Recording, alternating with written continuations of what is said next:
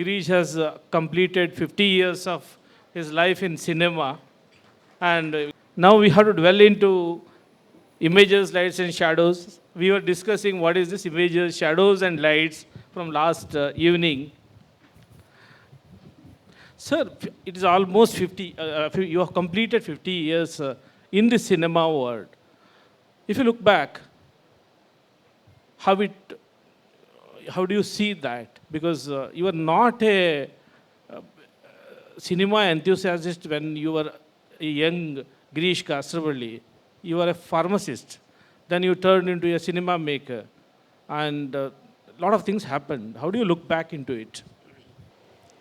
Well, 50 years is a long journey, I know. And my entry into filmmaking is purely accidental. I'm a trained pharmacist. I'm a graduate from Manipal College of Pharmacy, took a degree in B Pharmacy, and then went to work in IDPL in Hyderabad. After my completion of my 1 year of 6 months of training, I came back to my college and they said they're going to start M Pharmacy next year. And the director of the institute wanted me to come and join because I passed out with distinction. He said, you must join. So this one was, aim was to become a, M Pharmacy graduate and then get into research. But all that changed immediately because once I saw an advertisement in a paper about Film Institute, that time it was called as Film Institute. I applied, I got in, and my direction changed. I became a filmmaker. He's very smart. He speaks very few words, but he makes a fantastic cinema. And in between, I had to tell a small story. Almost 32 years back, in a small village named Heggodu, every October there will be a cultural fest at Heggodu. I was sitting on actually step. It will be, the auditorium is a big, it is not open auditorium, it's an auditorium where we have to sit on the steps. I was sitting there, suddenly one hand came like on my shoulder, and just a hand came and rested on my shoulder. I was just looking like this. Girish was sitting there and he put his hands on me. Why I'm telling this story is, even Girish's case, Heggodu played a very, very important role, shaping up as a creative gem, and also because of Heggodu and Subarna, he entered into the world of cinema. Can I ask you, what is the impact of the Heggodu, Subarna, and your rural beginning, in the beginning of your life? I am from a small village in the Western Ghat, no exposure to cinema at all. And I was quite familiar with Kannada literature, all the giants. So my expectation from art was quite different from the kind of films that I used to see. The kind of films that you see are basically mythological and what we call as folk. They call it as folk, but they don't really mean folk. And those kind of films never impressed me. And we had no access to the great works that are being made in international cinema at all. That's when K.V. Subbana happens to be my uncle. We are all surprised that K.V. Subbana went to Film Institute and attended a 1-month appreciation course there. I was surprised because Subbana was considered to be a very important public intellectual of that time, a poet, a theatre activist. Later, of course, he won Magsaysay Award for that. We were all surprised. Why did such an intelligent, intellectual person went and attended a film appreciation course? So when I met him, I asked him this question. He said, film is a very important art, probably the most important art in the 20th century, but we don't have the access to great works that are being made. Then he passed on 2 books to me and said, you read this and you will get to know about cinema. And the books were Rudolf Arnheim's Art of Cinema and Borno Krishna Swami's History of Indian Cinema. And that somewhere kindled my interest in cinema. And later I joined FTI, and then, how it changed my, Yeah, history created. But in between the history, there are some dark spots also. And I have a very simple question. When you joined FTTI, have you heard of a name called Satyajit Roy or some? No, in fact, I had seen one film of Satyajit Ray which impressed me a lot. That was when I was in Hyderabad, I got to see Pratidwandi, which I liked a lot. But I have never had the opportunity to see any of his great works like Apu Trilogy or Charulata or Mahanagar. And I got to see these films only after I joined FTI. And one of my friend, who was my roommate also, he was exposed to world cinema. And in FTI, every evening we would be screening one film. We would be seeing one film in the evening, which Professor Bahadur would introduce and tell us the importance of the film. And at 9:30, we would watch a contemporary classic, which were basically PK screenings. So that way, we would see every day 2 films. And in the class hours, of course, we would see many more.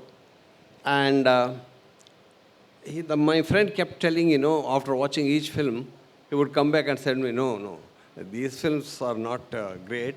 Pather Panchali is the greatest. I was really wondering which is this Pather Panchali, which everyone is talking about.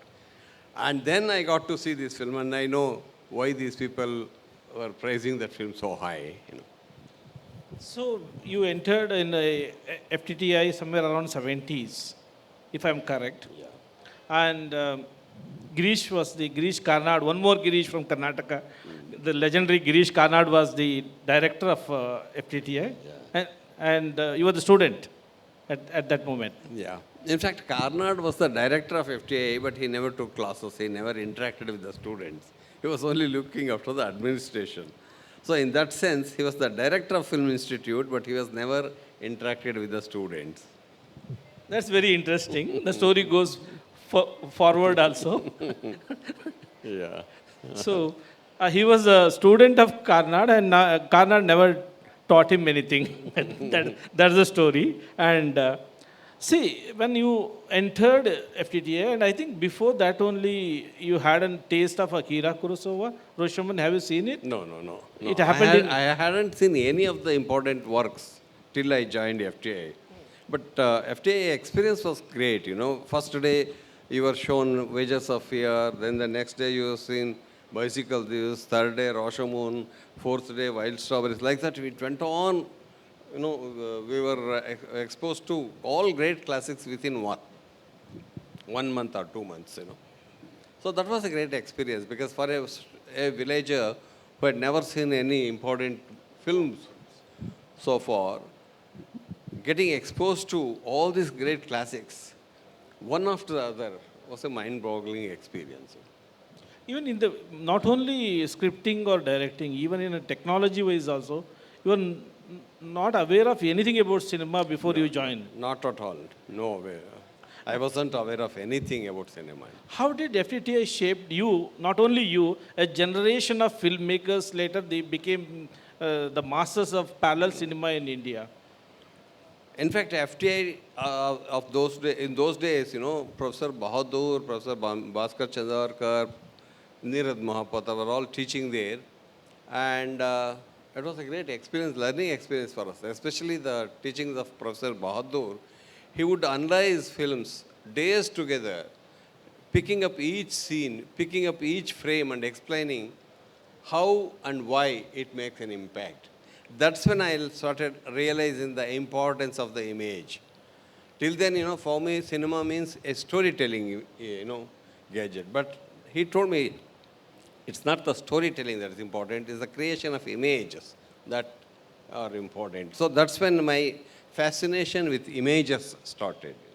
See, the images you always talk, the images which not only comes on the screen, the images which actually recreated in the minds of the audience are important, according to you. Not just the images which comes on screen. When the cinema was invented, It was a new way of communicating with the audience.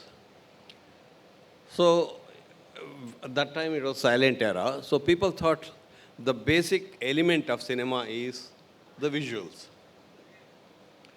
So what they did was to capture the real on the screen, onto the screen.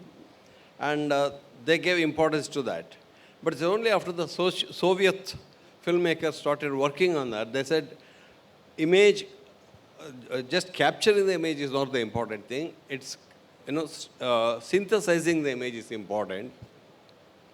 That's how the montage theory of Eisenstein and Podokhin developed. So they give importance to editing. But what happened is in the late 50s, 60s, people like film theoreticians like Siegfried Krausseur and others, Renoir, filmmaker Renoir, they said it is manipulating is not a good way of making films.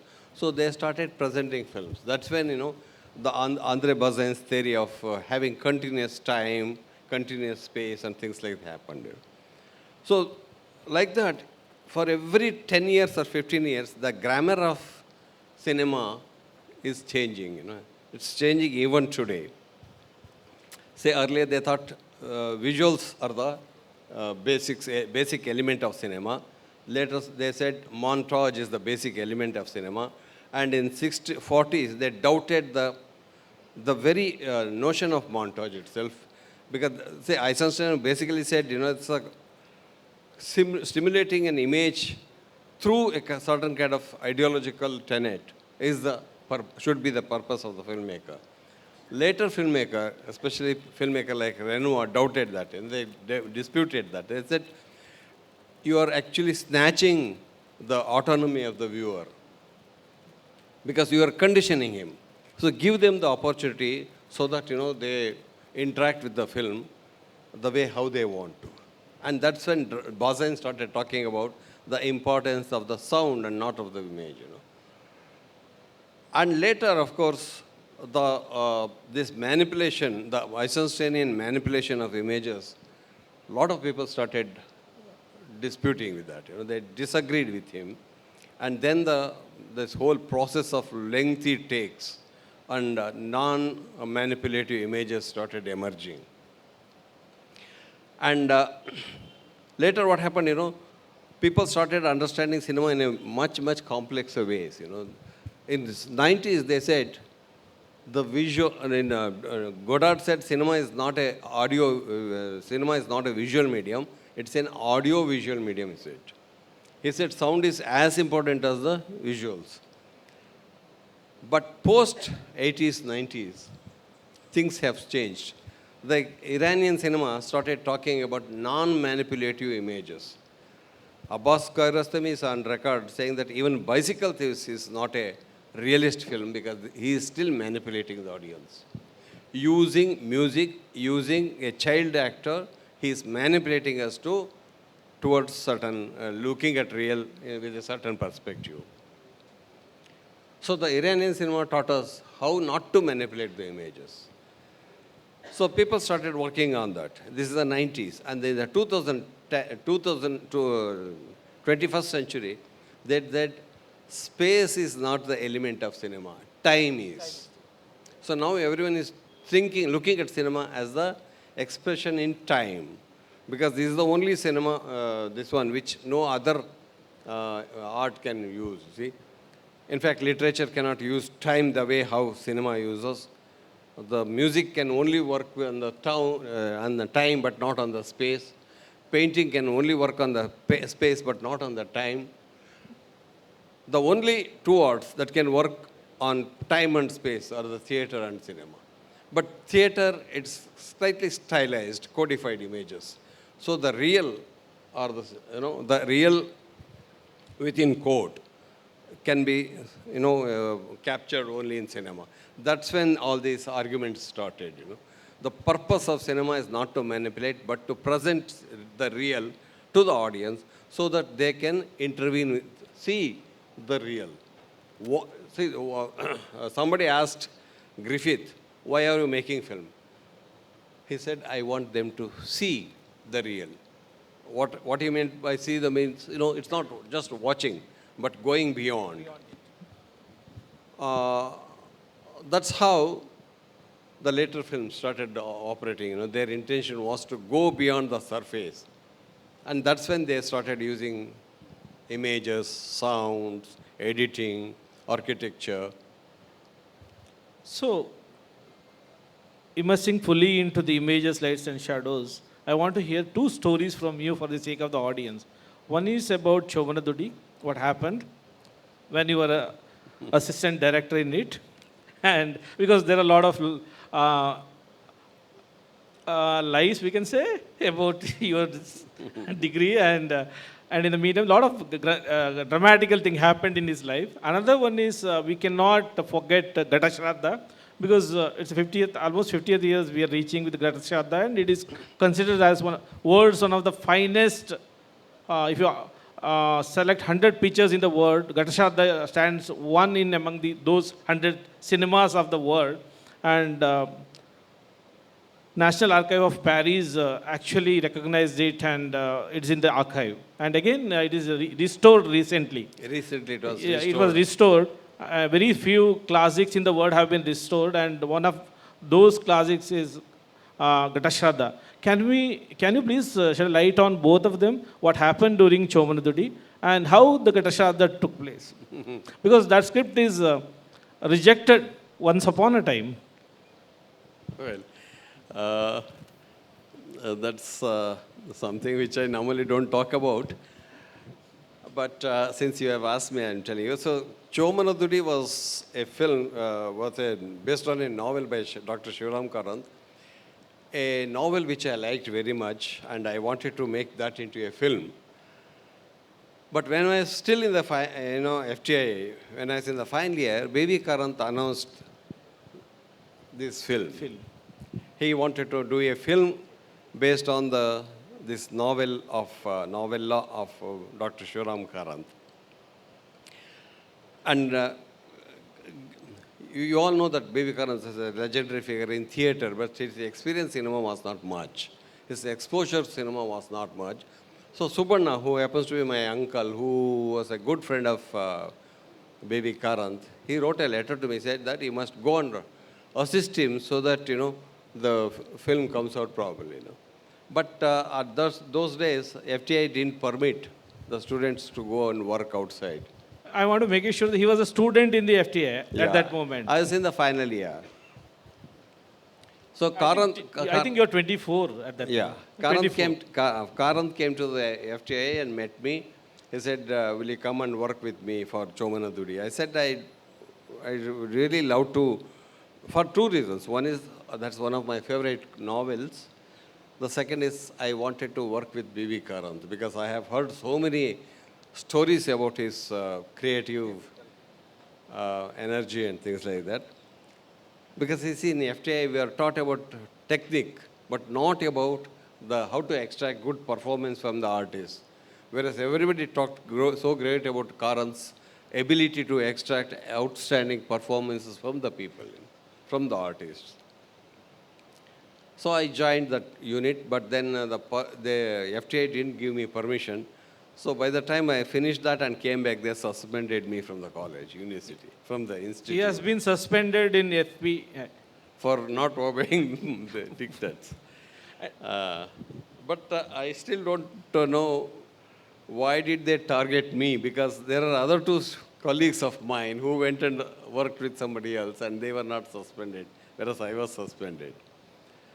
And fortunately, that particular year, there's a strike in the college against the administration, and the institute was closed for more than 1.5 months.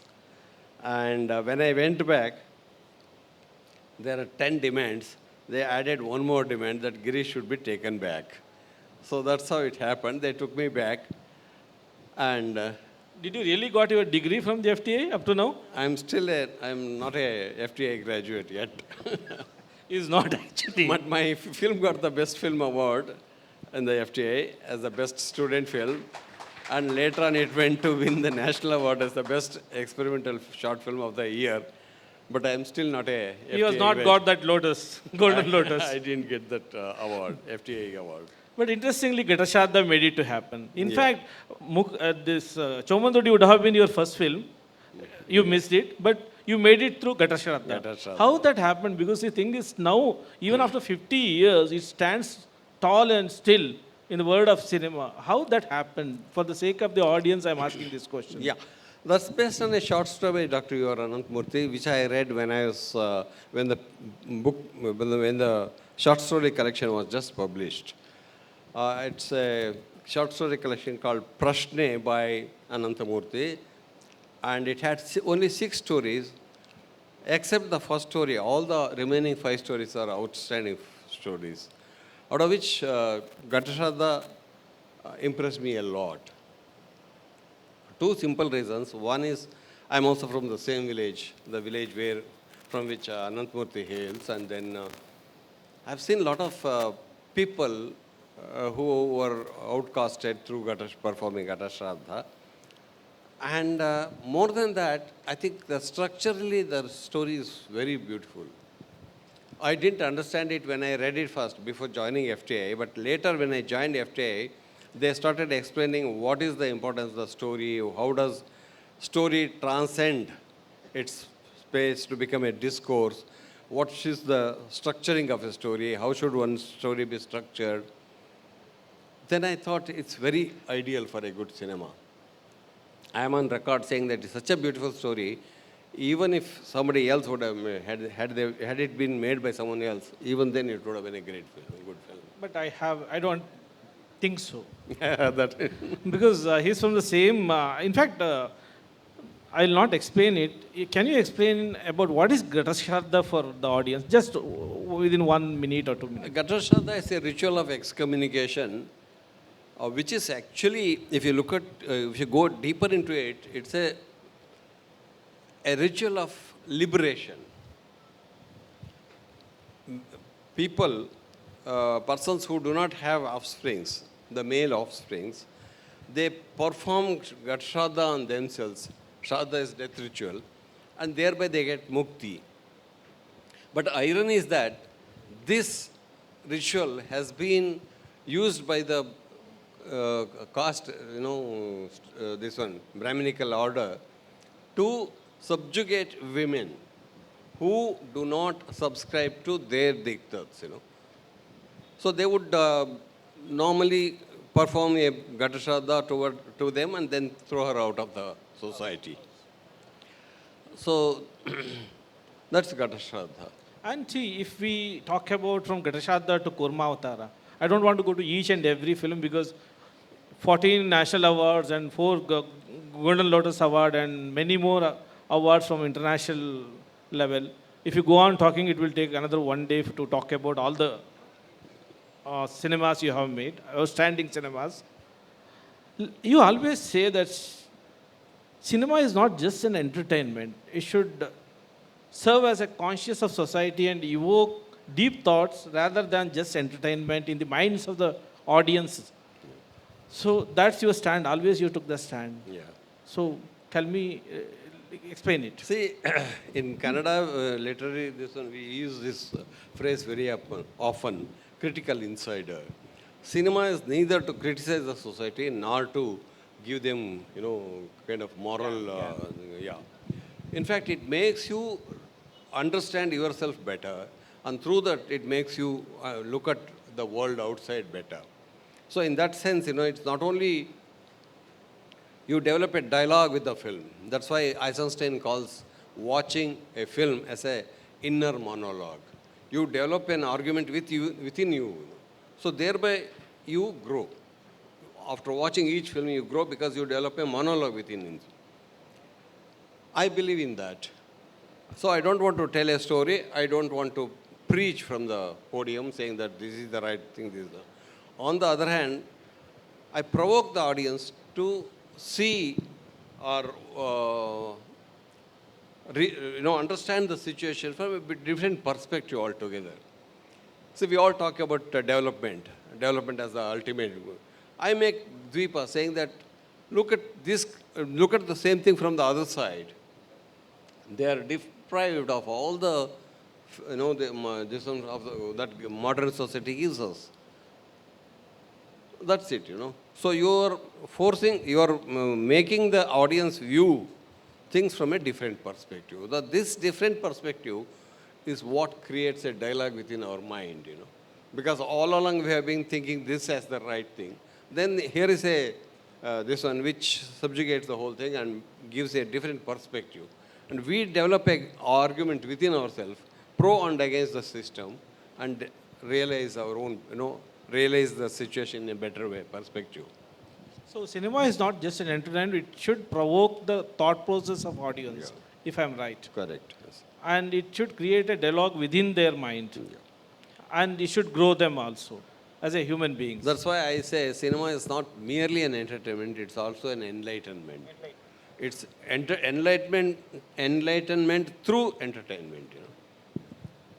When we go back to your own 18 cinemas or something like that, and according to you, you go, out of your 4 Golden Lotus awardee movies, which one is the favorite of yours?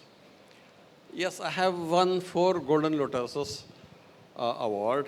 Only Ray and Sen have won this many awards. The first film was Gatashraddha, my first film. That was a Golden Lotus winner. Then I later made a film, Tabarana Kate, after 10 years. That won the Golden Lotus. After 10 years, I made another film called Thai Sahiba, which in 1997, it won the Golden Lotus. Then I made a film called Dvipa. In 2005, it won the Golden Lotus. The 4 Golden Lotuses altogether. Amongst them, I think Thai Sahiba is the most profound and complex film that I have made. Even critics say that Thai Sahiba is the most profound work of Mr. Girish Kasaravalli. And what made that to a very profound and perfect movie? See, it's a very complex narrative. It has many strands. One is personal, one is political, one is, social, things like that. All these strands knit together. That's something which you find in many of my films. I am not trying to tell story of an individual, but I am also layering it with various political, social events that are going around that. That's why I always say my films are like a band. It's not one strand. So in Thai Sahiba, we talk about the first decade of the post-independence. It starts with the death of Gandhi and ends with the death of Nehru. For me, that's the most formative years because that's when the idealism started dwindling. But at the same time, there are a lot of other things that are happening. Abolition of the landed gentry, emancipation of women. And through Thai Sahiba, I document all that has happened during the 10th page and see how the women are empowered during that period. Though it is not intended, but it happened during that period. From especially in Karnataka, the women didn't participate much in the freedom struggle. Lower caste didn't participate in this one, and elite class didn't participate. It was basically a middle class movement. In this film, I talk about how the women who are stranded in a WADA started realizing their potential and came out and started, this one, establishing their own identity. And even music played a very important role in the Thai Sahiba, I think, for the first time in your film. Thai Sahiba music was by Isaac Thomas. Kerala. He's my batchmate in FTA. He's a direction student. And he had earlier worked with Shaji and Karun, and before that with Aravindan. And see, we ran out of, to tell you frankly, we ran out of the funds. So I didn't know what to do, how to do the music and all that, because music plays quite an expensive. So then Isaac came down one day. He said, I would like to do music for this. I said, I want only this much of money. He said, I can do music in that. And he made he gave a very interesting score and it went very well with that. It added a new dimension to the plot. And that's how my association with Isaac Thomas began. And later on, he was music director for all my films till he expired. His music for Dvipa was phenomenal. And moving to pace, how do you, the way you pace your cinemas, Yeah. there is a lot of discussion happened on that. See, pace is one thing which is very central to the film narrative. Many people say the film is fast-paced or slow-paced. I keep asking, where is the yardstick? Which is the yardstick? Somebody said to Manikal, your film is slow-paced. I said, yes, you're only stating the fact. But that is not a quality assessment, because we all believe the pace of the film is his filmmaker's political statement. I totally agree with Louis Buñuel when he says the pace of the film is the political statement of the filmmaker. Through the pacing, you decide what should be the intervention, what should be this one of the audience with the film, interaction of the audience with the film. If you don't want to ponder them on the issues, then you make it a fast-paced. So fast-paced films, fast pace is not the strength of the film or the weakness of the film. See, in all our popular genre films, the pace is faster because they don't want audience to think. In major filmmakers, they keep the fast pace slow so that you get a chance to see whether the filmmaker is making a right comment or a false comment. So we give that space to the viewer, That's why the film, most of the well-made films are what I should say, the artistically oriented films, have a slightly lesser pace. They don't mob you with this one. They don't bombard you. They don't bombard. They don't numb your senses. Say, the numbing of the senses is what the Hollywood teaches us. And sensitizing the reception is what we try to achieve. So we are moving in the opposite direction. That's why one important Latin American filmmaker said, we have, the technique of the filmmaking is the political statement. Why he made the statement, He says, Hollywood trying to give us a impression that they make perfect films. What is that perfect film? The beautiful visuals, beautiful performance, beautiful music, beautiful photography, beautiful sound. But he said, no, I am not interested in that. So I am aiming to make an imperfect film. To make audience to So think that about it. audience don't get totally succumbed, totally this one, and then senses are not numbed. It's like, that famous Iranian filmmaker says, artwork should be like a pebble in the shoe. When you're walking, it constantly reminds you, it pinches you. So you're reminded of a situation that, there's a small pebble in this one. Art should be like that. Film should do that job, he says. So it shouldn't totally immerse you in that world, but it should pinch you. That's why these people make, sorry, I'm quoting a lot of filmmakers. When Godard made British Sounds, he didn't use a kind of a very well-composed shots. See, normally what we do, if we place camera here, if the outside, this one is more, we try to adjust it by lighting, do the lighting, and so that both exterior and the interior are seen. But Godard says, thereby you are desensitizing the viewer. So in British Sound, what he did was, Raoul Cotard was the cinematographer, they both agreed. They said, that is overexposed, or this is underexposed. Keep it like that, so that audience will make an effort to see what is that, slightly underlit. So by making an effort to see the underlit, or making an effort to see the overlay, you are engaging with the film in your own way. See, this is very important. Such small arguments, things, Hollywood never does that. Hollywood balances everything so that you can sit back and enjoy. Then forget. Forget it. From That's why I talk about, this politics of imaging. For me, that is very important than the image itself. And you talk about now the Bimba Bimbana, and then I'll tell you. See, recently Girish has written one wonderful book in Kannada. It's called Bimba Bimbana. Bimba is nothing but image. See, in his case, the image and images are very, very important when he's doing a film and in every sense. And can you please talk about that, Bimba and Bimbana? What is Bimba? Bimba, I know images. What is Bimbana? Yeah, cinema basically is not a medium of storytelling. For me, it's creating a giving a kind of insight through images. As Satish rightly pointed out, for me, images are not formed on the screen. What you see on the screen are not the images. What we perceive are the images.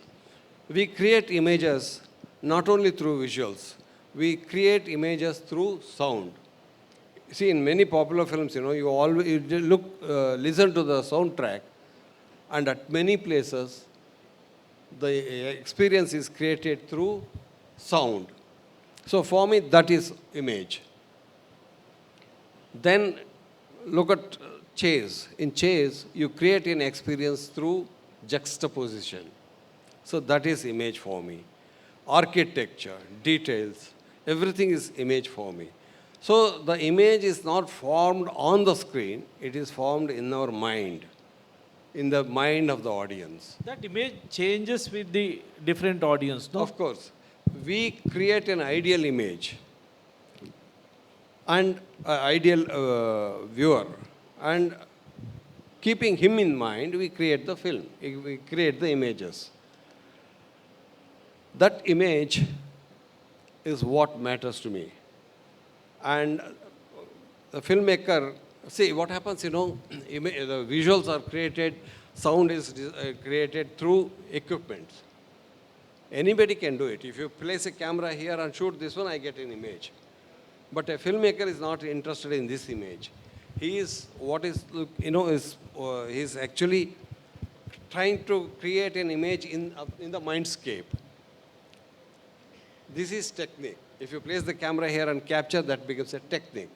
But the filmmaker, a good filmmaker, is not interested merely in technique. He goes beyond the image and he looks for the philosophy of the image.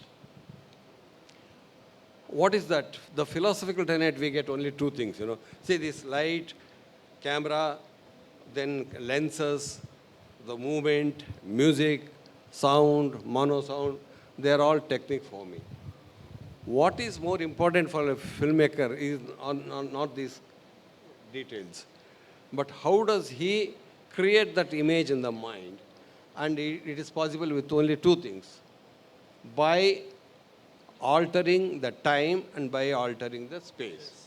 Space and time are the real true elements of cinema.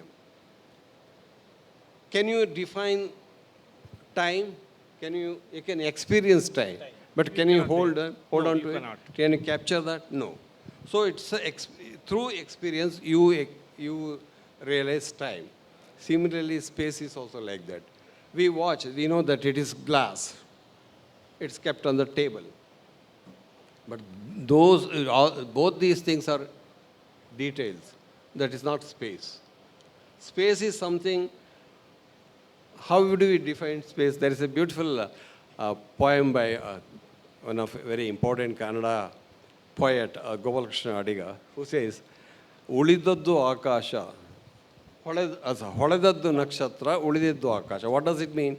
One that shines are the stars, and the remaining is akasha, he says, void, the space.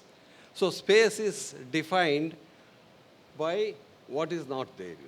So that is where the filmmaker's ability to communicate works. So we try to create space and time in such a way so that you impart an experience to the viewer. And how do we do that? The way how you organize expresses the politics of the filmmaker. This is where, for me, very important, the creation of the image is very important because every image has a politics of its own. Eisenstein talks about it in a great detail. He says how a low angle defines one kind of class structure, how a top angle defines another kind of top structure. But they are all talking only about images. But in the recent phenomena, in the recent aesthetics, we talk about the process of imaging. What is process of imaging is, you see, it's a technical reproduction. How do we use the technique to create an image is as important as the image itself. That's why I call my book as Image and the Imaging, process of imaging. Bimba, Bimbana. Bimbana is the word I have coined by me. It's Bimbana is the way how we create, the process of creating image. Process of creating image is very important. If we don't realize that, it is much more dangerous. This lady, what is her name? It's a very important filmmaker, but who glorified Hitler and made him acceptable. Because she has such a great this one of control over medium, and she created images whereby Hitler looked very pleasing and acceptable. If you understand the politics of imaging, then you don't like her. That's why today, people, like I can openly say it, a lot of contemporary Tamil cinema talks about very serious issues, like, atrocities on Dalits, atrocities on women. If you start understanding the politics of imaging, then you find problem with the filmmaking itself. Because they are not interested in projecting the real issue, but they are trying to make a very pleasing images so that even the atrocities become acceptable. That's much more dangerous. Before, I have two more questions. Before that, I want to ask you about Mr. Kasaravalli and Adur's journey together. Because he made the Adur Gopalkrishnan's documentary, then a lot of things happened. Well, Films Division decided to make a film on Adur Gopalakrishnan. When they approached him, I believe Adur has told them, if Girish agrees to direct the film, I will give permission, otherwise not. Then he spoke to me. I said, Adur, basically I am a feature filmmaker. Why are you asking me to do documentaries? Because I am of the opinion that documentary filmmaking is a genre in itself, is an art in itself. Not everybody can do documentaries. What we are doing as documentaries are not really documentaries. They are basically information films. They just give you information. This person is so and so, he was born in there, born in there. So I said, I have my own opinion because I am not suited for a documentary filmmaking. Then Adur said, you do the film the way you want to do, because that is kind of a fiction filmmaker's interpretation of a documentary. I agreed to that, and then I looked. There are quite a few documentaries made on Adur, on his life, on his cine, on the journey through in films, the way how he makes films and all that. I didn't want to, repeat that. So then I came up with this idea of that film is titled Images / Reflections. Images are the images created by Adur, and reflections are my reflection to those images. See, I hold 3 filmmakers in India very high. 3 of them. 3 of them. Satish Chapparike, Mrinal Sen, and Adur Gopalakrishnan. Adur Gopalakrishnan, because he has a tremendous control over medium.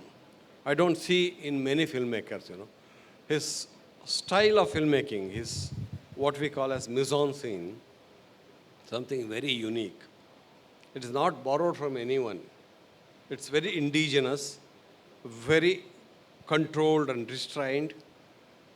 So I wanted to reflect on that, and that's how I made the film. So there are many chapters wherein I have divided the film into various chapters, like they are all, based on his own films that caption, and I analyze his images, like what is cinema to him, what is visuals to him, what is sound to him, what is acting to him, and through that I create a film. This is one way of understanding cinema, because when I have seen FTI, one series which impressed me a lot is there is a series by Lorimer called Filmmakers on Filmmaking. All the major filmmakers, whether it is Godard, Bergman, Fellini, they talk about their own films. They don't talk about other filmmakers, but they talk about their own films, and then they analyze the journey. How did that happen? How did they create this image? What was the pressure on them to create this one? The creative pressure. That was a great learning for me when I was in FTA. I would understand Kurosawa, Fellini, not through the critics, but through their own works. And I wanted one such film to be made in India, and that is Images and Reflection. I wish such films existed about the creative journey of Mrinal Sen or Satish Chapparike. Satish Chapparike we all can understand, but Mrinal Sen is a very complex filmmaker. We don't understand.